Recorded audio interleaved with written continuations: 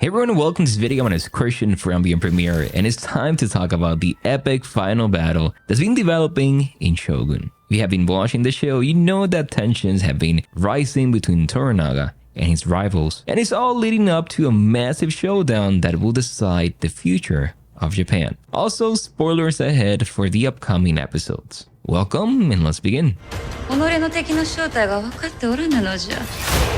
So going from the trailer and images, we know it's going to be huge. Let's break it down. In the Shōgun book, this climactic fight, it is known as the Battle, and I'm sorry if I say this wrong, Sekigahara. It's where Toranaga and Ishido finally face off in an all-out war for control of the country. Now, the TV series has been building towards this moment since episode 1. We have seen Toranaga and Ishido maneuvering against each other, forming alliances and trying to outsmart one another at every turn. But as the episodes have gone on, it's clear that things are coming to a head. In episode 5, we saw the aftermath of the big earthquake that rocked Endiro.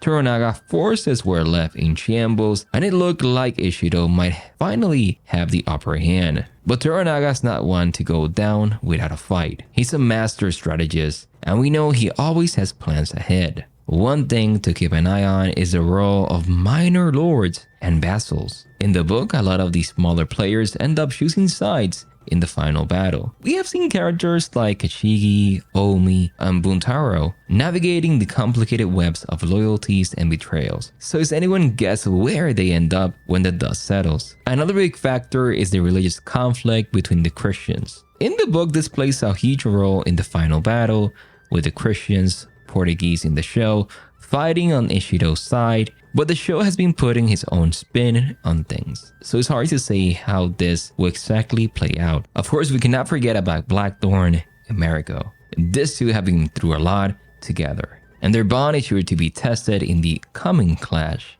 Will they find themselves on opposite sides of the battlefield, or will their love somehow find a way to survive the chaos? As for predictions, it's hard to say for sure. The show has been following the broad strokes of the book, but it's also been putting its own unique twist, so it's hard to say. So while readers might have an idea of how the battle is gonna play it out, there's still plenty of room for surprises. With so many characters and storylines coming together, it's bound to be a nail-biter from start to finish. And when the dust settles, the fate of Japan will be decided once and for all. The fight is going to be on April 19 when it's the finale, so we have to wait for this episode to drop. So what do you think? Who will come out on top in the end? Will Toranaga finally claim his place as the supreme ruler of Japan, or will Ishido and his allies somehow snatch victory from the jaws of defeat? Now let's talk about some of the key players in this final battle. First up, we got Toranaga himself.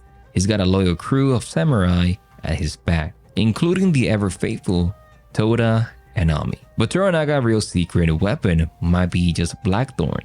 That's right, our favorite Englishman is sure to have a big role in the coming clash. Over the course of the series, we have seen Blackthorne go from a fish out of water to a fully fledged samurai so far. He's earned Toranaga trust and respect, and he's picked up some serious fighting skills along the way. Who knows what crazy decisions he might come up with to turn the tide of the battle. But Blackthorne is not the only one with a few surprises. Let's not forget about Kachigi. This guy has been scheming and plotting since the very beginning, and he's got some heavy hitters on his side. Now, speaking of ninjas, remember that crazy scene in episode 4 where they tried to take out Blackthorne? That was just a taste of the kind of tactics that might come into play in the final battle. In a world where honor and loyalty are everything, sometimes you got to fight dirty to come out on top. But for all backstabbing, there's still some wild cards in the mix. Take Mariko for example. She's been turned between her love for Blackthorne and her duty to Toranaga and her relationship with her husband. And is anyone guess where her loyalties will lie when push comes to the fight?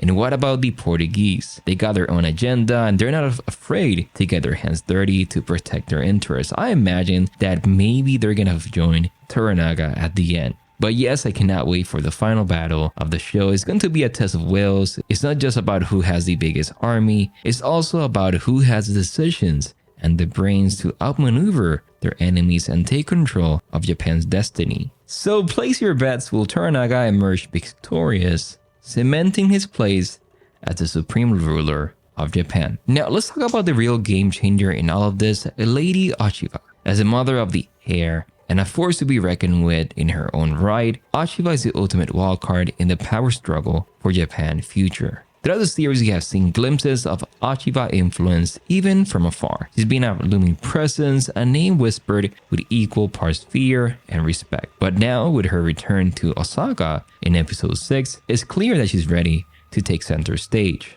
Aiva is not just a grieving widow or a mother, she's a political powerhouse with the connection to reshape the entire landscape of the war. Aiva's first and foremost priority is protecting her son's birthright. She will stop at nothing to ensure that he takes his rightful place as the ruler of Japan, even if it means burning the whole damn country to the ground. But here's where things get really interesting. See, Aiva is not just going to go up against Toranaga and Ishido. She's facing off against the entire system that's kept her in a cage all these years. As a woman in Japan, Aiva had to fight for every amount of power she's ever held. She knows better than anyone what it's like to be underestimated, to be dismissed as nothing more than a pretty face. So when Aiva says the time for politics is over, you better believe she means business. This is a woman who's done playing by the rules. She's ready to burn the whole thing down and build something new from the ashes.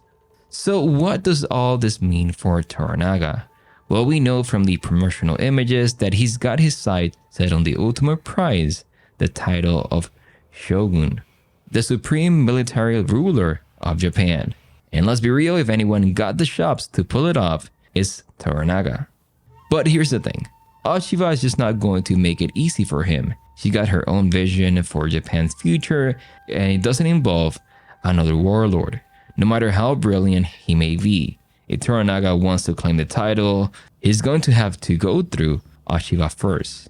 And here's where things are going to get really juicy, because Toranaga and Aiva, they're two sides of the same coin. They're both smart, both ruthless, and both are determined to come out on top. Watching them go head to head is going to be awesome. But here's the thing, in the end there can be only one Shōgun, and whether it's Toranaga or Aiva who comes out on top, one thing's for sure, the path to the throne is going to be paved with blood, sweat, and tears. And that, my friend, is going to be one hell of a ride in the finale. My name is Christian from Being Premiere. Thank you so much for watching and for your support. It means a lot to me if you're watching my videos, liking and subscribing. It helps me. Thank you so much for watching this video, and I will see you in the next one. Bye bye, everyone.